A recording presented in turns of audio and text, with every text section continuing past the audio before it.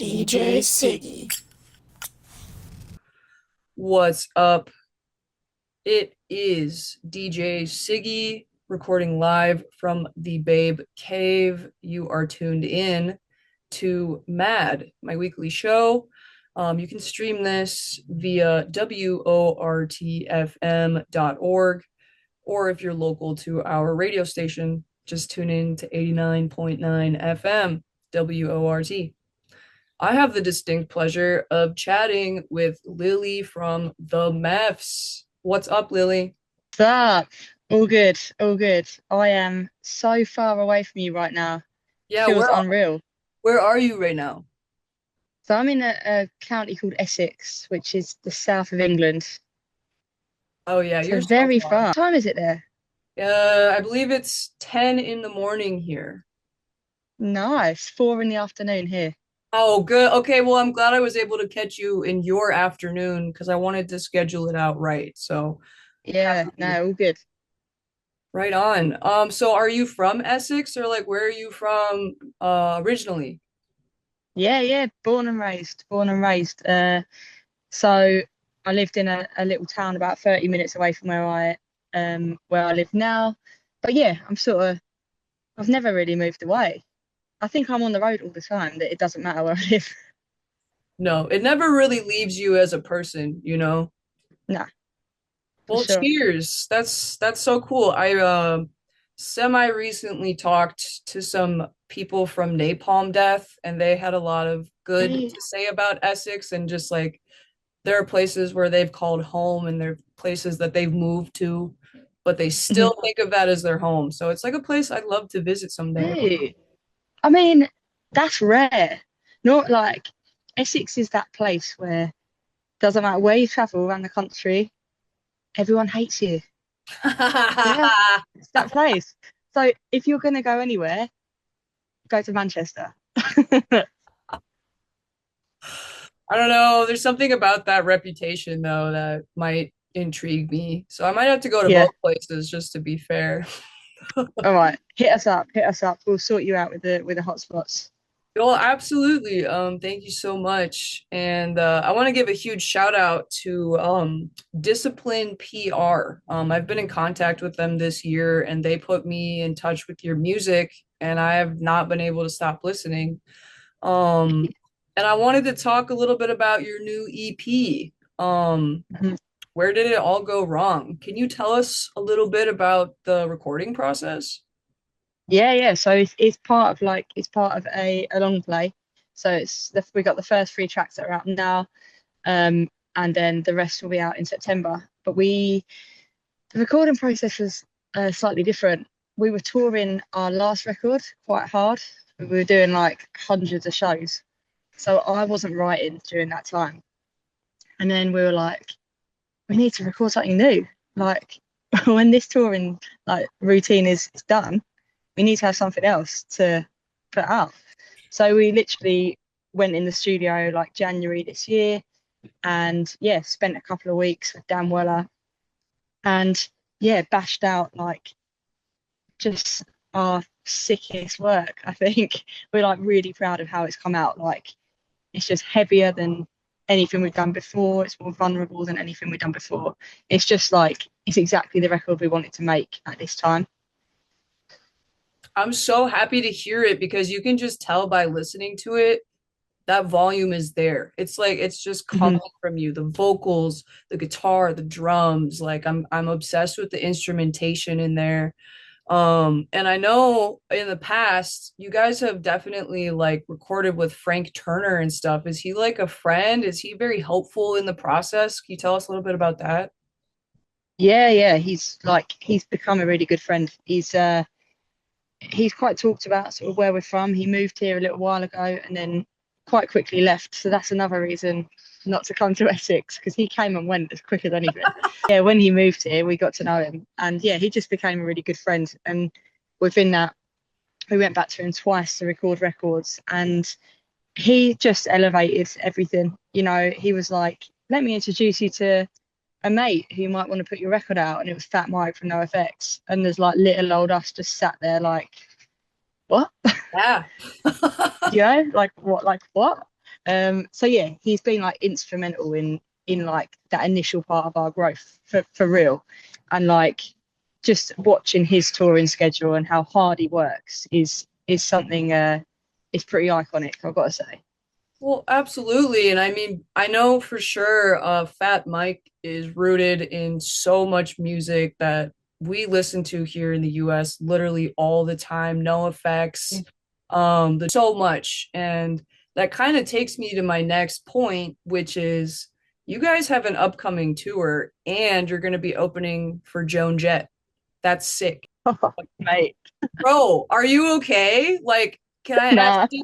did this artist inspire you at some point in your life, or I'm just curious to know about that because that's a pretty epic show.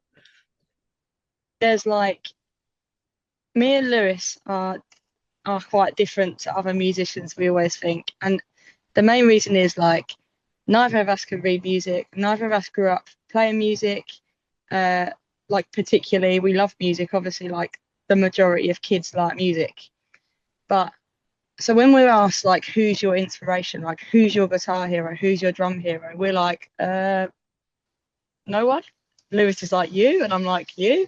Like we can't really name those people apart from Joan Jett and the Black Arts. Like it's there's very few people like X-Ray Specs, Polystyrene is another one for me, but like Joan Jett, I remember seeing Joan Jett on telly in that like leather outfit, just looking like she just owned it. Do you know what I mean? She just owns it. Like if you don't like it, don't watch. It was that sort of attitude. That's that's what I channel in my daily life, let alone on stage. So it's it's unreal. Yeah. No, that's so Gosh. awesome. I'm so happy to hear that because she is absolutely one of the most hardest punkers out there, somebody who actively is in the scene and actively helps produce albums and puts them out. Yeah, I don't know. I've seen her in concert many times. Mm. And yeah, just life altering, she is an OG. She's the original Hmm. gangster for sure. Ah, well, Yeah. congrats to you and Lewis. That's awesome. If I could come see the tour, I absolutely would. But here I am Yeah. all the way in the Midwest. So okay. For, So for once we have the upper hand. For once we have a really sick artist who's playing.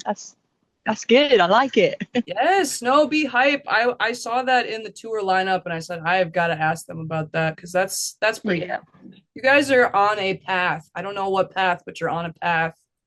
And I'm here Hmm. to say, hey. And also, like, I'm really excited to spin the EP on the air. That's gonna be good. Hell yeah. It sounds big. It sounds big. We're very excited. Oh yeah. Okay, well, I wanted to ask, what does the do-it-yourself or DIY ethos mean to you, mean to the band? I mean, we started DIY. It's been there since the beginning. We just started as two people that wanted to make music. There were no shortcuts. There were no, backhanders. There was nothing. There was no sort of like route in.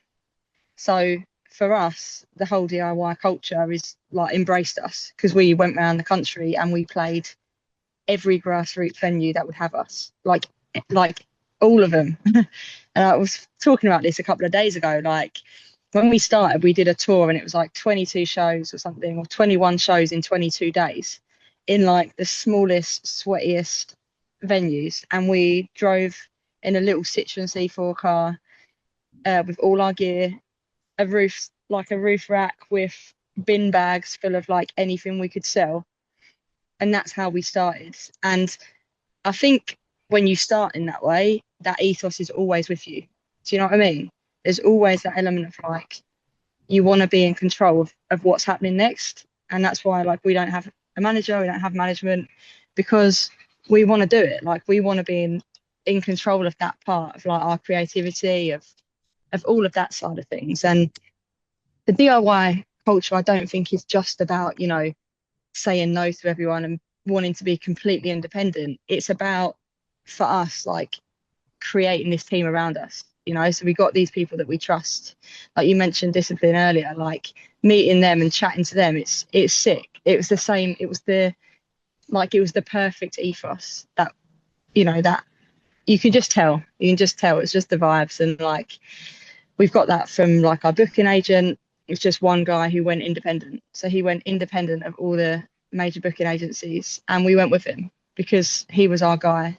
And to me, that is like all embracing of the DIY ethos. It's like creating your own path rather than just jumping on whatever's big or jumping on, you know, just jumping on a trend or something. That's not DIY. That's lazy. Yes, no, mic drop. I'm gonna drop. I don't have a mic, Mic but I'm drop. gonna drop a pin because mic drop.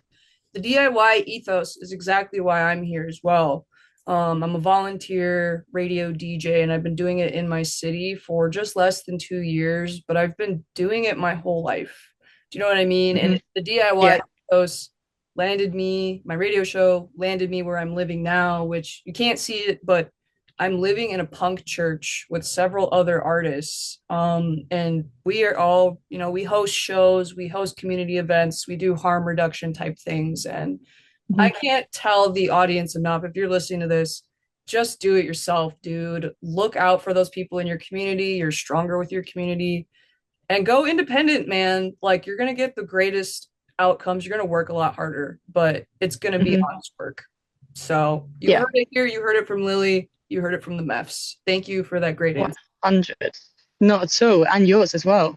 What did you call that room that you're in when we started the conversation? The You Babe introduced Cave. the Babe The Cave. I Babe love Cave. it. Yes, that's my personal apartment within the church. I have like a neon sign and everything. My whole thing started with that name. And now I have like a Yeah. radio show, and I do this thing because I started in my bedroom. And now I just call my recording studio the Babe Cave. So it's a thing. I want a Babe Cave. I You need to got create it. one. I need You a got sign. it. It's Oh, there. Don't even worry. You don't need a sign. You are just no, doctored in, bro. You're doctored in. Don't even worry about done. it. Done. Done. I'm taking that. Awesome. Well, I wanted to ask about the pandemic era. I know you guys released the lockdown singles between like 21 and 22. I wanted to ask, were most of those tracks written during the pandemic? Yeah, we so like just before the pandemic, we did a demo, and it was like a completely live in a day demo with our mate at his studio in just in our hometown. Little did we know that there was going to be a pandemic. So we were well pleased that we had something recorded, you know. But yeah, in terms of like the lockdown singles, they were songs that had sort of been bubbling. And they were songs that I was sort of writing, I guess, locked away during all of the different lockdowns that we had, because we had so many here. Like, you know, it'd be lifted for a few days, and then it was like, oh, whoops, you got to go back inside again. It was like, it was just this constant, you don't know where you stand type thing. Same with most places. So yeah, it was almost like as soon as we had any opportunity to get out and record them, we were like, quickly, let's record them. So we did like the first two, and then it was like, oh, you got to go indoors again. And then we were like, cool, it's all right. We've got these next two. We can just like get them down as soon as it lifts again. And that's literally what we did with those 4 tracks. We just, when we could, we did, just so we had something to give to people. Because everyone was down. Everyone was like feeling low. No one could go to shows. And it was Yes. important that we could, you know, play a part in resolving that a little bit. Wow. I mean, that's really brave because I mean it just is brave. That whole era, I remember people were like releasing live shows either on YouTube, or they were trying to release an album that people could watch, Mhm. because there was a lot of uncertainty about how are musicians going to put out their work. And yeah, I think it's really cool that you guys did that, because I don't know, something about that era is going to be very important for music and art. Um, yeah, it was just so unprecedented, and I really enjoyed the tracks off both of those. And you guys kind Mhm. of like compiled them into like parts one and two, and that so it's like together. Yeah, Yeah, no, yeah, it yeah, was yeah. really great. Exactly that. I enjoyed listening to it. So I just kind of wanted to ask, like, how Hmm. was it, and Yeah. how did that era, like the lockdown era, affect like your music or your career at the time? For us, it was at first we were gutted. Obviously, obviously everyone was gutted for personal reasons. We were gutted because we just formed. Like it was a matter of like a few months we'd been together, and then lockdown hit, and we were like, what do we do? No one knows us. Like this is this. At first we were like, oh, it's only going to be a few weeks. Like we did a couple of shows before lockdown, um, and then it wasn't a few weeks, and that was when we were like, what do we do? Like we're not techie. It's not like we had like equipment that we could record and do like these live things together. We just didn't have that, and we were like, what do we do? So it was a case of just like writing as much as I could, getting together whenever we could. We sort of bubbled because like here you could do like bubbles with people. So we kind of were like lucky in a way that our situation was such that we could see each other. Um, so although we couldn't rehearse, we could at least still see each other, communicate, video calling like most days, wasted, blind, drunk most days, like everyone. I mean, how else But do you do? How do you get through it? but you don't. We No. live in proof of that. We got through it. That's why. 100. But I think, for us, it was like we were just really worried. We were just really worried that like we wanted to be this band. We were still working full-time jobs. We were like, okay, well, I guess this is just going to be fun. So we'll just get back on it when we can. But I think just the way we used that time, like we chilled out a bit. We were writing, we were still seeing each other, still maintaining that relationship. So that just helped all of it. So that when we did come out of the sort of final lockdown and we could start doing shows again, we just went, we just did everything. And that was sort of the point where we were like, I think we did like 150 shows a year for a couple of years, or Wow. even more, 200 shows. We just went for it, and we basically lived on the road and just thought, right, how do we get our name out there that isn't via the internet? Let's do live shows wherever will have us. Wow, you were just out like straight out the gate, for lack of a better term. Yeah, that's Yeah. really badass. Yeah, that was one of the most lucrative times of my life, which is unsuspecting. Hmm. I wasn't expecting to make the income that I did during that time. I was like a frontline worker during my full-time job. Yeah. I was going to school. I didn't finish my program because I was like, how am I going to finish my program during a lockdown? I mean, having these virtual classes was really challenging, right? So I Yeah. love to ask people. I know it can be kind of hard content too, so I like to be careful, but I Hmm. like to ask artists, how was your life during that time? Because everything shifted. If you lived and survived through that, your Yeah. life is different now. Oh, yeah, 100%. I mean, I was like working, we went on to shift work at my full-time job, and it was like 8 till 8. And it was like, it was unprecedented, like you said, that it was something we'd never had to do before. No one knew how to navigate it. I was frontline as well at the time. And it was like, what what do we do? So you're like balancing that with this thing that you love and like your family that you can't see, all just everything, isn't it? And Yeah, yeah, it was a really weird time. it was. Yeah, and it's crazy to think of that. It was like a handful of years ago, but like we're out here, we're doing Yeah. the thing, and it's weird now. And all I know is that we need anthemic music like you guys, like your messages in there about like fuck transphobia and just like all of these themes. I'm like, I'm so glad people are Yeah. singing about this, writing about this, because we need that in this world. We need it so. Yeah, we do. So thank you guys for your service, and thank you to Lewis as well. I appreciate what you guys are doing over there. Nah, not at all. So it's a pleasure. You can't have a platform and not speak about things that need to be spoken about, right? Thank you. Thank you. This literally so true. Easy. That's why I'm here Yeah, doing this with you guys. It's a collaborative effort. exactly. Right. Right. All right. Well, I only got a couple of questions left. They're all fun questions. They're kind of weird, so bear with me.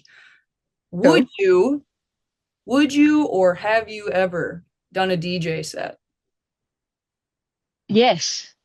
One. What One DJ set. what set? What did we do? We did like can't even remember what it was for now. It was in a local like pub in our it's actually shut down now, unfortunately, but a little pub in our town. And they asked us to come along and DJ, and we did like a load of sort of old school punk, indie, Britpop. That was the theme of the night. And we did a DJ set.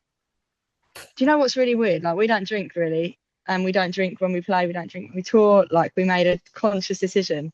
But that was another time when we got blind wasted. And I mean, maybe this is what lockdown did to us. We came out of lockdown and we were like, yeah, let's just not anymore. So Let's yeah, but try that was another out. time.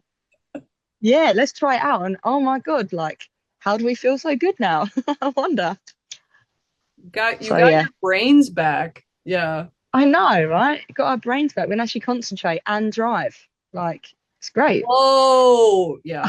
I know. I'm glad you got your motor skills back, that you guys are barreling out of the gate with new music, and I can't wait to share it with everyone here. And I'm really happy to let everyone know as well, our radio station streams worldwide.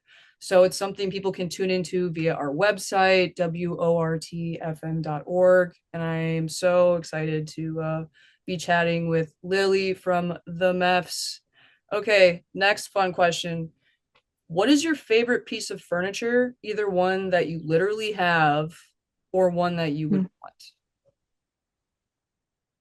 Oh, I'd quite like one of those chairs uh that like swings. You know, it's got the thing and it swings like the egg chairs that swing. Yep. That would be cool. I've never had one of those. That'd be nice. I think I'd swing it all day. What else do I like? What do I like in my house? Like maybe like I've got a cat, so probably like the cat bed because she's comfortable.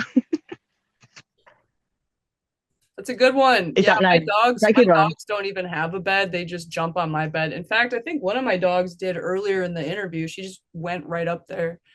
We're working Oh, on what? it. Yeah. To Yeah. be fair, that's a very good point because I don't think my cat slept in that cat bed since I bought it. But it's a good bed. But it's a little egg. It's like another little egg-shaped bed, and they're meant to like crawl in. And she's just like, why would I do that when I have like floor? Why would I sleep in a comfortable bed when I could sleep on you? Yeah, or on gravel. I don't know. Like she's old. She's old. What's your cat's name? Marion. Marion. Oh my God. Hi, Marion. Strong. What's your dog's name? Her name is Birdie, and she has a brother named Grizz. So there's two dogs. Bertie and Riz. Mhm. That's they're strong dog names. They look like a bird and a bear. So that's why I named them, because they don't look like dogs at all. I was like, oh, you guys just named yourself. It's really easy. So yeah, they're Are so you sure adorable. are you sure they are dogs and they're not just a bird and No, a bear? no, I'm not sure at Okay. all. They could be Oh, they could be cryptids, they could be oh, supernatural. They protect me. I I can mean, say that much. that's the main thing. Yeah, I always wonder, like, why do I not have friends anymore? Like, what am I doing? It's like I'm a weekly radio DJ and I have two dogs. They take up all my time. I don't need friends. So Exactly. yeah, Exactly. that's I'm what's with going you. on. Well, okay, Lily, I really appreciate your time today, and I just want to have like a parting answer from you. What is one thing that you would want people to understand about your music, or like what message do you wish to send? I wish to send the message that listen, listen to the Meffs and be part of something bigger. Like the whole point of the Meffs is to create a community. Like it took me years to realize like what community and family meant in music. I always used to think, why do people say family or like community? I don't get it. Do you know what I mean? I didn't get it. Maybe that's because I just wasn't in one. And it wasn't until I got older and especially being in this band and seeing like the community that we've built and that's built itself.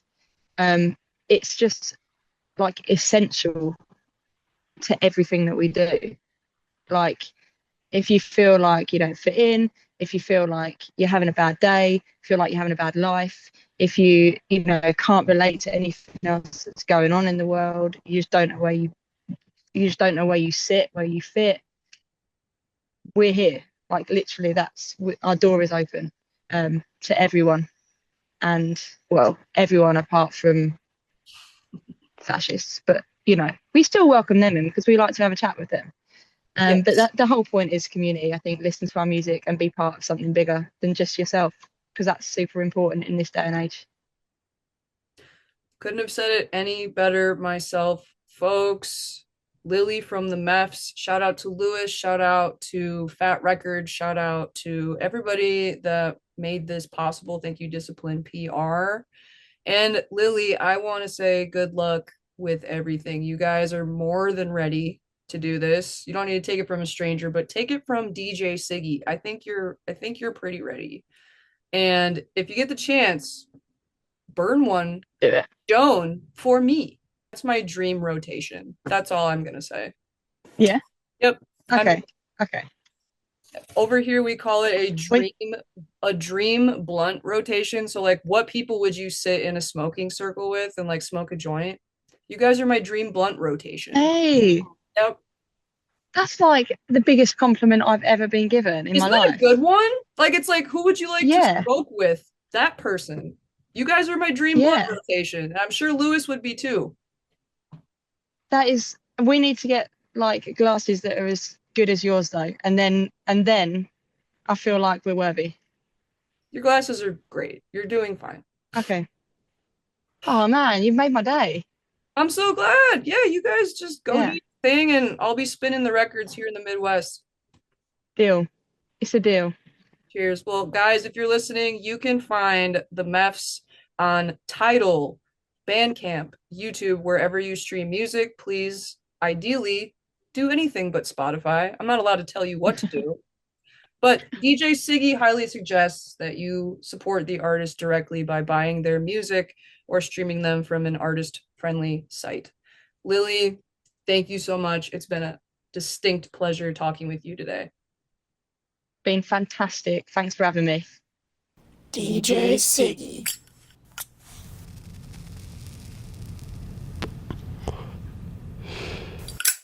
DJ Ciggy.